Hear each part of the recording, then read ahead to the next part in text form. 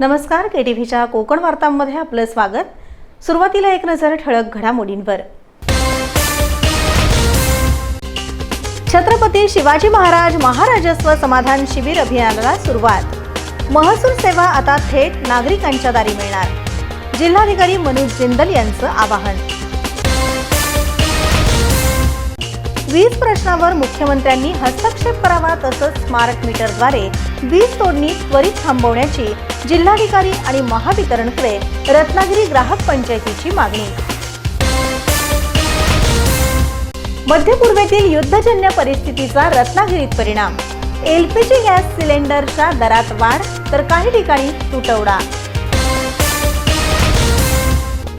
आणि विचित्र हवामानामुळे आंबा उत्पादन घटल्यानं रत्नागिरी हापूसची बाजारात कमी आवक। डझनाला 2.5 ते 3 हजारांचा भाव। यापुढील बातम्या अल्पशा विश्रांतीनंतर। समुंदर की गोद में पला है तू, अंगड़ाई लेते ही लहरें शुरू। आज यौवन की मस्ती छोड़, ले चलता हूं तुझे एक नए मोड़।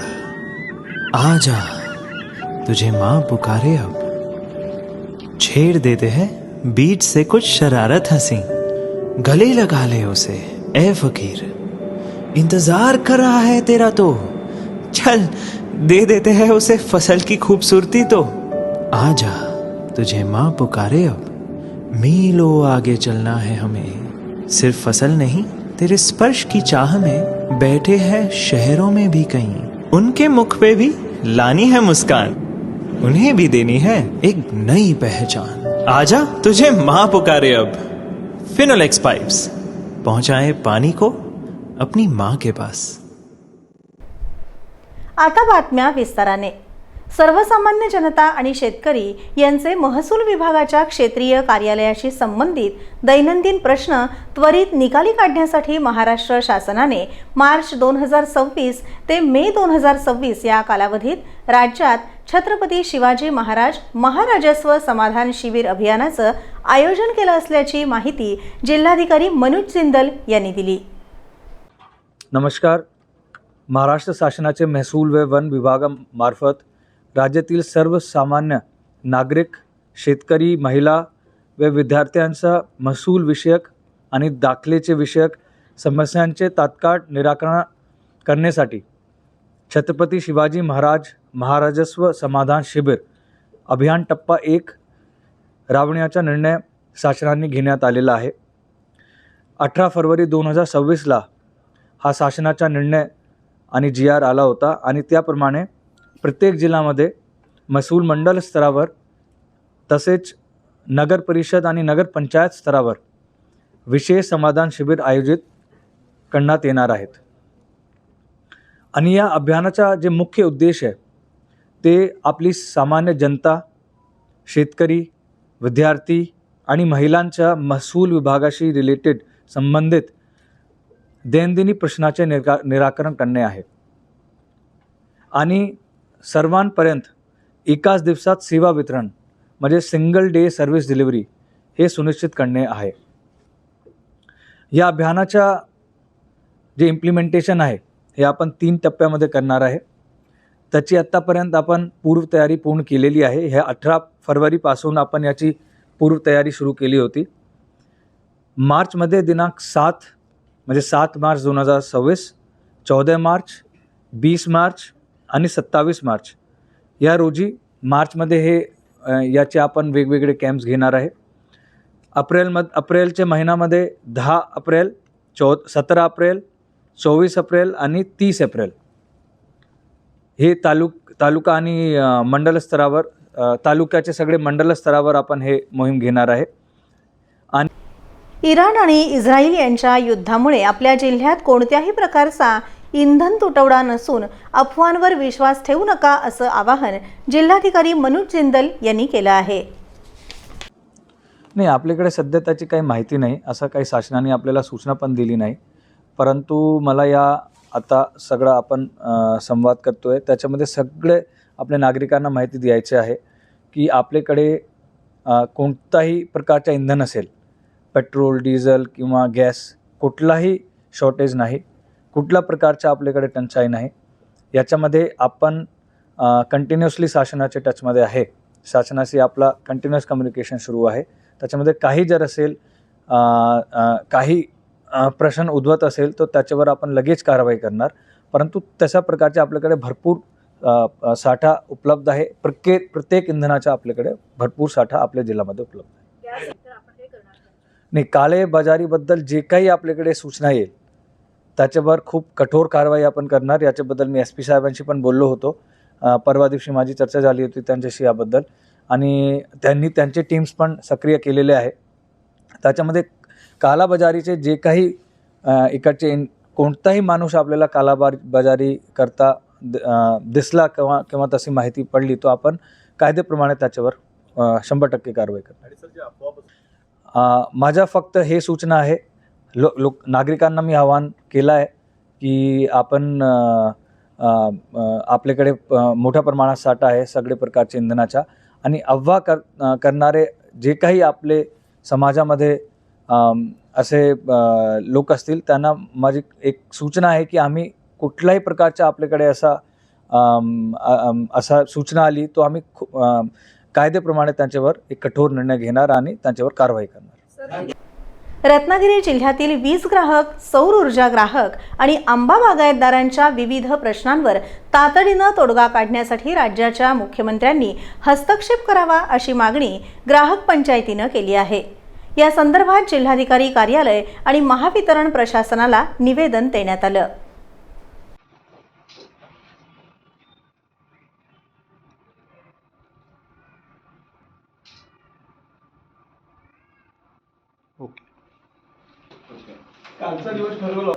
या मागण्यांच्या अनुषंगाने सन्माननीय पालकमंत्री डॉक्टर उदयजी सामंत यांची आम्ही भेट घेतलेली होती, आणि पालकमंत्री उदयजी सामंत यांनी आम्हाला मुख्यमंत्री महोदयांसोबत आमची बैठक आयोजित करण्याबाबत आपण प्रयत्न करणार असून या अनुषंगाने लवकरच अशा प्रकारची बैठक पालकमंत्री उदयजी सामंत यांच्या माध्यमातून आयोजित केली जाईल असा आम्हाला विश्वास आहे. आणि हा लवकरच प्रश्न जो जनतेच्या जिव्हाळ्याचा आहे, महत्त्वाचा आहे आणि कृषी, सौर आणि पर्यटन या तिन्ही उद्योगांशी संबंधित आहे, हा लवकरात लवकर सोडवला जाईल असं आम्ही आशा करतो. आणि अशा प्रकारची निवेदनं आपण जिल्हाधिकारी कार्यालय, मुख्यमंत्री, त्याचप्रमाणे पालकमंत्री अशी सर्वांना दिलेली आहे. आणि जनतेला विनंती आहे की आपणही जागृत व्हा आणि अशा प्रकारे ग्राहक पंचायतीच्या माध्यमातून आपले जे प्रश्न असतील ते सोडवण्यासाठी आपण जागे व्हा.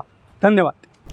वीज दरवाढ प्रस्ताव, सौर ऊर्जा नियमांवरील निर्बंध, स्मार्ट मीटरद्वारे अचानक वीज तोडणी तसंच बळीराजा वीज सबसिडीच्या थकबाकीबाबत ग्राहक पंचायतीनं तीव्र नाराजी व्यक्त केली आहे. 10 किलोवॅटपर्यंतचं ऑटो अप्रूव्हल तात्काळ सुरू करावं, सरासरी वापरावर आधारित सौर मर्यादा रद्द करावी, 150 आणि 100 युनिट्सचे निर्बंध तसंच दंडात्मक बिलिंग मागे घ्यावं, पुरेशा पूर्वसूचनेशिवाय स्मार्ट मीटरद्वारे वीज तोडणी तात्काळ थांबवावी, तसंच 24 महिन्यांपूर्वीची वीज वसुली रद्द करावी अशा विविध मागण्या यावेळी करण्यात आल्या. तसंच हॉटेल आणि पर्यटन उद्योगाला औद्योगिक वीज दर वर्गवारी लागू करावी आणि वीज कायदा 2003 तसंच MERCच्या नियमानुसारच सर्व धोरणांची अंमलबजावणी करावी अशी मागणी ग्राहक पंचायतीचे अध्यक्ष संजय वैशंपायन यांनी केली. नमस्कार, मी संजय वैशंपायन, अध्यक्ष ग्राहक पंचायत रत्नागिरी. आज या ठिकाणी कोकणामधल्या शेतकऱ्यांना, विशेषतः रत्नागिरी जिल्ह्यातल्या शेतकऱ्यांना मागील थकबाकीसह इतर आकार असं नमूद करून मोठ्या प्रमाणामध्ये शेतीपंपांची वीज देयकं आलेली आहेत आणि ही वीज देयकं सुधारित करण्यात यावीत. आणि जो राज्य सरकारचा जो GR आहे त्यामध्ये मुख्यमंत्री बळीराजा मोफत वीज योजना 2024 नुसार सर्वांना वीज बिल माफ करण्यात यावं आणि सुधारित बिलं देण्यात यावी अशी एक मागणी आहे. दुसरा महत्त्वाचा मुद्दा म्हणजे सौर पॅनलसाठी केंद्र सरकारच्या धोरणाच्या विरोधात महावितरण कंपनीने नवीन धोरणं लागू केलेली आहेत आणि यामध्ये महत्त्वाचं म्हणजे 10 किलोवॅटपर्यंतचं जे ऑटो अप्रूव्हल होतं ते बंद करून त्यांनी 3 किलोवॅट केलेलं आहे आणि त्याला युनिटचं कॅपिंग लावलेलं आहे. आणि ह्या युनिटच्या कॅपिंगमुळे सौर ऊर्जा धोरणाला कुठेतरी मोठ्या प्रमाणामध्ये बाधा निर्माण होणार आहे. हा महत्त्वाचा विषय आहे. याशिवाय माझ्यासोबत आता हॉटेल असोसिएशनची मंडळीसुद्धा आहेत. पर्यटन उद्योगासाठी जो व्यावसायिक दराने वीज पुरवठा केला जातो त्याऐवजी औद्योगिक दराने वीज पुरवठा केला गेला तरच पर्यटन उद्योग तरेल, जगेल आणि पुढे त्या अनुषंगाने होणारी रोजगार निर्मिती आहे ती सातत्याने चालू राहील। अशा प्रकारच्या या 3 महत्त्वाच्या मुद्द्यांसाठी ग्राहक पंचायत रत्नागिरीच्या माध्यमातून आज या प्रकारचं निवेदन रत्नागिरी जिल्ह्याचे प्रमुख महावितरण कंपनीचे यांना देण्यात आलेलं आहे आणि ही बाब पॉलिसी मॅटरची असल्यामुळे त्यांना हे सर्व विषय वरिष्ठ अधिकाऱ्यांपर्यंत पोहोचवण्याची आम्ही या ठिकाणी विनंती केलेली आहे। ऐन उन्हाळ्यात पाण्याची गरज असताना आंबा बागायतदारांचा वीज पुरवठा खंडित करू नये अशी आग्रही मागणीही यावेळी करण्यात आली। ग्राहक पंचायतीच्या नेतृत्वाखाली जिल्ह्यातील सामान्य वीज ग्राहक, सौर ऊर्जा ग्राहक, कृषी वीज ग्राहक तसंच हॉटेल आणि पर्यटन उद्योग प्रतिनिधींनी निवासी उपजिल्हाधिकारी चंद्रकांत सूर्यवंशी आणि महावितरणचे कार्यकारी अभियंता नितीन पळसुले देसाई यांच्याकडे निवेदन सादर केलं। यावेळी ग्राहक पंचायतीचे अध्यक्ष संजय वैशंपायन यांच्यासह अविनाश काळे, राजेंद्र कदम, अनंत भडकमकर, सुहास ठाकूर देसाई, कौस्तुभ सावंत तसंच ऑल इंडिया रिन्युएबल एनर्जी असोसिएशनचे सदस्य ऋषिकेश कोंडेकर, वसीम नाईक, ऋषिकेश कामतेकर, शैलेश मंजाळ, शिफान फोंडू, शाकिब नाईक आणि मनोज हळदणकर आदी उपस्थित होते। यानंतरच्या बातम्या छोट्याशा विश्रांतीनंतर। होय, कोणत्याही आजाराचं मूळ पोटात असतं, म्हणूनच पोटा पाण्यासाठी राबताना पोटाची योग्य काळजी घेतलीच पाहिजे। त्यासाठीच सुसज्ज आहे कोल्हापुरातील पोट विकारावरील सुपर स्पेशालिटी हॉस्पिटल अंतरंग हॉस्पिटल। लिव्हर, स्वादुपिंडाचे क्लिष्ट आजार, पित्ताशयातील खडे, कावीळ, अल्सर, लहान किंवा मोठ्या आतड्याचे आजार, जुलाब, बद्धकोष्ठता, कोलायटिस, कॅन्सर, रक्ताच्या उलट्या, मूळव्याध, भगेंद्र, पोटाशी निगडीत सर्व आजार आणि विकारांवर होतात अत्याधुनिक तंत्रज्ञानातून परिपूर्ण उपचार। सर्व प्रकारच्या अत्याधुनिक endoscopy, ERCP, enteroscopy, spy glass laparoscopy, lithotripsy यासह आवश्यकतेनुसार सर्व प्रकारच्या शस्त्रक्रिया होतात अंतरंग हॉस्पिटलमध्ये। 38 वर्षांपासून पोटाच्या सर्व विकारांवरील पश्चिम महाराष्ट्रातील विश्वासार्ह सुपर स्पेशालिटी हॉस्पिटल अंतरंग हॉस्पिटल, महावीर कॉलेज जवळ न्यू पॅलेस रोड, कोल्हापूर। आता सकाळी आणि संध्याकाळी दोन्ही वेळेस OPD सुरू असते। कॅन्सर हा गंभीर आजार आहे, जीवघेणा आहे, पण त्याला रोखता येऊ शकतं। लवकर निदान आणि वेळेवर उपचार केल्यास कॅन्सरवर मात करता येऊ शकते। आता कोल्हापुरात सुरू झाली आहे कॅन्सर डे केअर सुविधा। अनुभवी आणि नामांकित कर्करोग तज्ञ डॉक्टर अक्षय शिवचंद यांचे क्युरा लाईफ कॅन्सर सेंटर। कॅन्सरसाठी आवश्यक किमोथेरपी, टार्गेटेड थेरपी, इम्युनोथेरपी आणि अन्य उपचार मिळतात या डे केअर सेंटर मधून। रुग्णांचे मानसिक स्वास्थ्य राखणे हे महत्त्वाचे मानून कॅन्सर रुग्णांसाठी सर्वोत्तम वैद्यकीय उपचार मिळण्याचे ठिकाण म्हणजे Cura life cancer centre. Rajarampuri 8वी गल्ली, पहिला मजला, बँक ऑफ बडोदाच्या वर, कोल्हापूर। फोन 902861 0470। बातमीपत्रात आपलं पुन्हा एकदा स्वागत। मध्य पूर्वेतील युद्धजन्य परिस्थितीचा परिणाम आता देशातील इंधन बाजारावर दिसू लागला असून LPG गॅस सिलेंडरच्या दरामध्ये वाढ झाली आहे।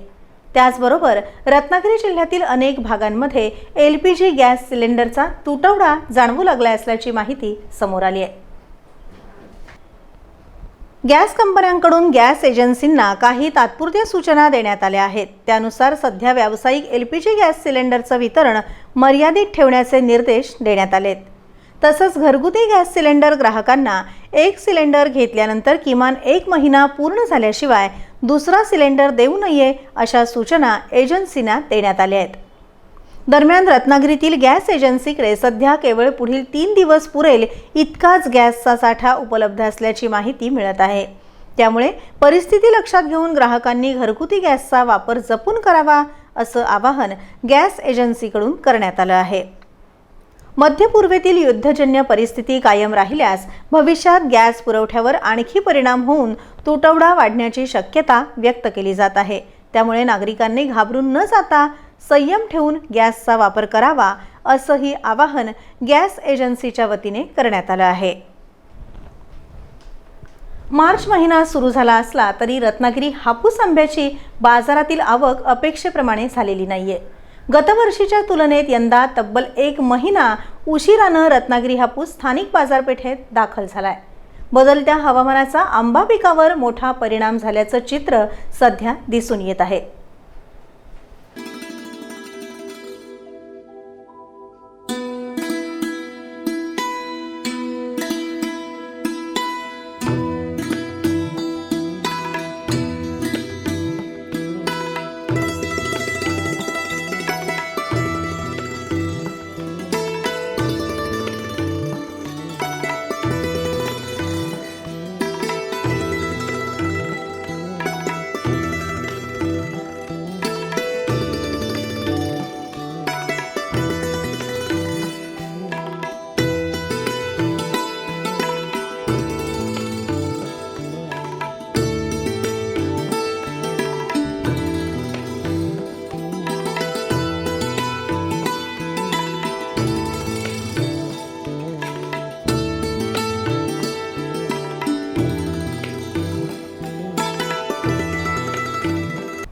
नोव्हेंबरपर्यंत पडलेला पाऊस, ऑक्टोबर हीटचं अल्प प्रमाण आणि डिसेंबरपासून सुरू झालेली थंडी यामुळे यंदा आंब्याच्या मोहर आणि फळधारणेला फटका बसला.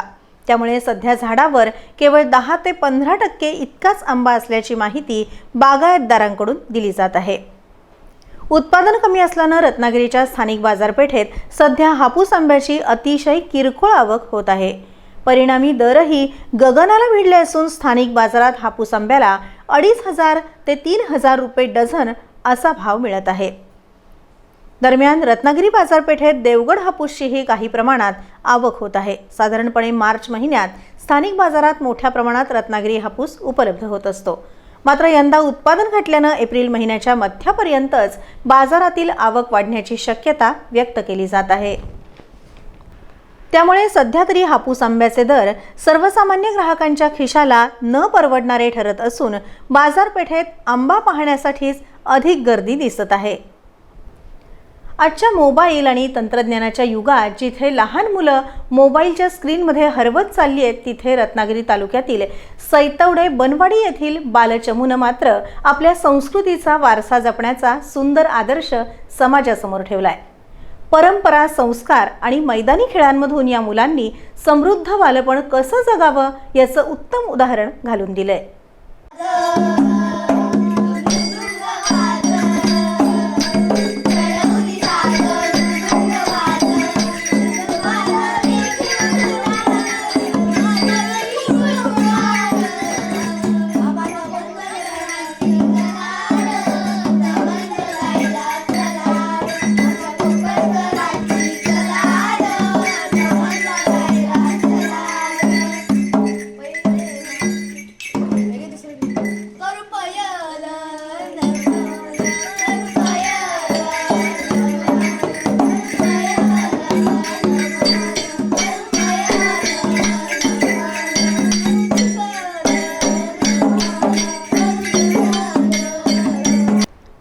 रत्नागिरी तालुक्यातील सैतवडे बनवाडी इथे लहान मुलांनी आपल्या वडिलांकडून, आजी आजोबांकडून मिळालेल्या परंपरा आणि संस्कार जपत संस्कृतीची मशाल तेवत ठेवली आहे.